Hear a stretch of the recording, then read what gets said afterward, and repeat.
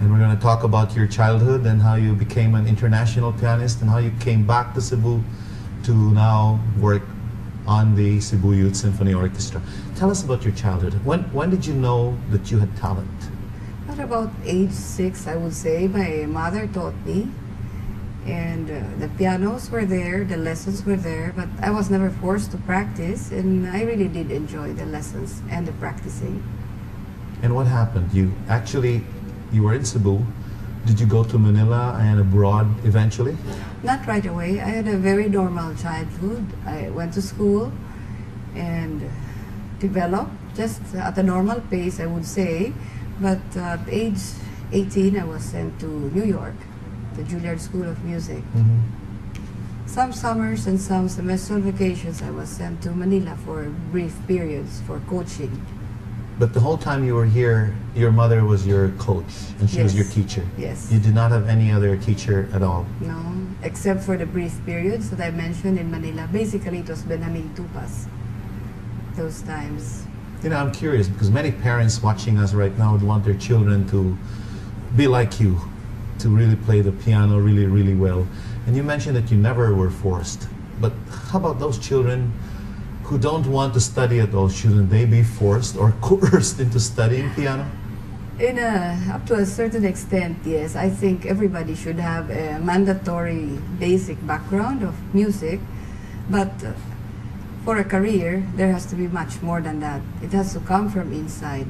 Every person has to have that germ, that seed, to want to sacrifice and have the discipline to achieve in the arts. At what age did you realize that you had that seed within you, to go international? I would say at about age 10, not international, but at age 10, I had my first solo recital, and I would choose to listen to records of piano concertos with orchestras rather than play with my brothers and sisters and playmates. So I realized that I had a special love for music. And I'm sure your parents were very supportive too. They were, they really were. Did just that come out in the blue, that I have this in me, I need to pursue this some more, I want to make this a profession? By about age 14, 15, yes, I knew that I really wanted to be a pianist. How? And a good in one. what way? I was playing concertos then, sonatas, and difficult pieces. And I did not have stage fright. I felt very comfortable on the stage, and I think that's one of the signs. Definitely, if you want to be a performing artist. Mm-hmm. What are the other signs? Like a parent, how would a parent know that his or her child has talents and should be pursued on a deeper and on a bigger scale?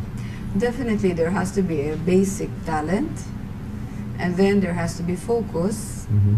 And there has to be determination and sacrifice because it requires long hours.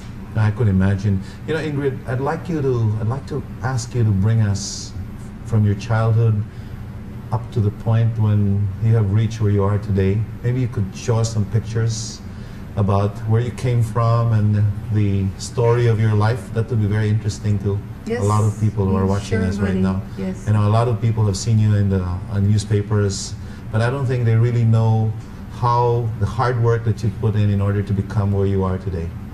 Can we do that? Sure. As a matter of fact, we do have some pictures and some videos. That would be nice. When we come back, we will be taking a closer look at some of the tidbits of Ingrid's life through pictures. Stay with us on One on One.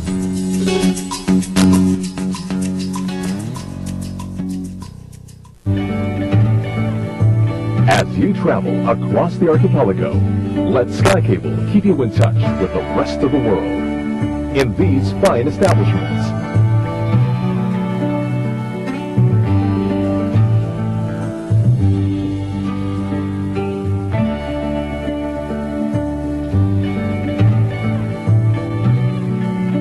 Enjoy Philippines. Enjoy Sky Cable, the biggest show on air.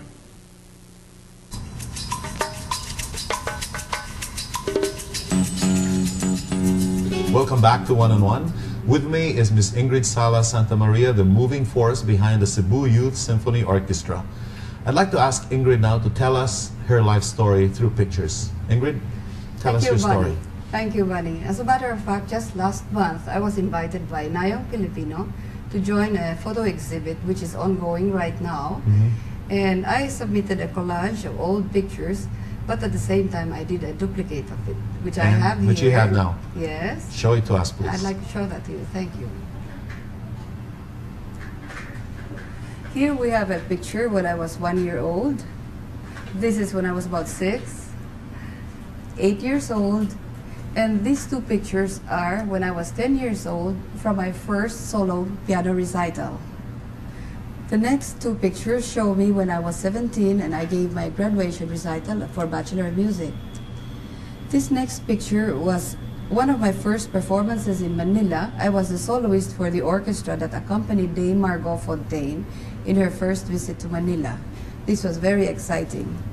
This was a performance at the National Arts Center in Mount Pakiling. This was at the Cultural Center. This was at the PICC, Philippine International Convention Center, with Li Xianyan, the Vice Premier of People's Republic of China. This was a performance in San Francisco. These two were in Japan at the Hiroshima International Music Festival. This one was in Beijing. This was in Manila, as were these two pictures. This was also a performance in Japan. This was in Mexico. And these are all pictures in Manila. This last one here was taken in Finland. This was a most recent concert in August. This was last year at Malacañang Palace with Senate President Fernan and former First Lady Mrs. Ramos when the orchestra CYSO performed last February. This one was last June this year at the Waterfront Cebu City Ballroom when the CYSO gave a series of centennial concerts. And this one is at home with my miniature piano collection. Ingrid, what an inspiring story. You know, from those pictures, you've been to so many places internationally as an artist, as a pianist. How did that make you feel? Made me feel very proud to be a Filipino, and that there was something that I could give and share that would be appreciated by others.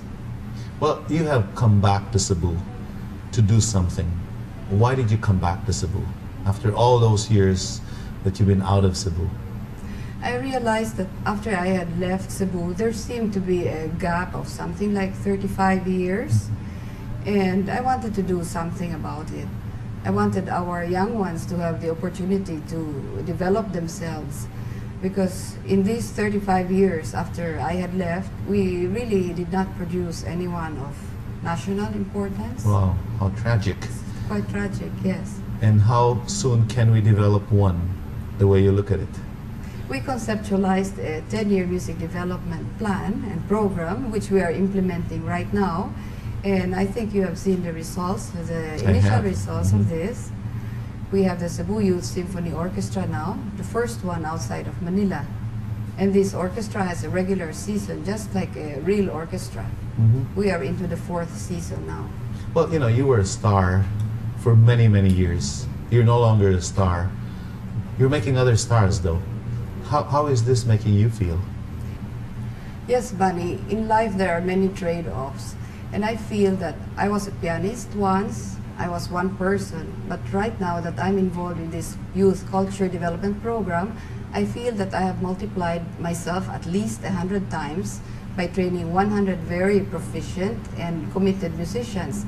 And not only that, Bunny, these 100 musicians will become not only performers, but the teachers of the next generation.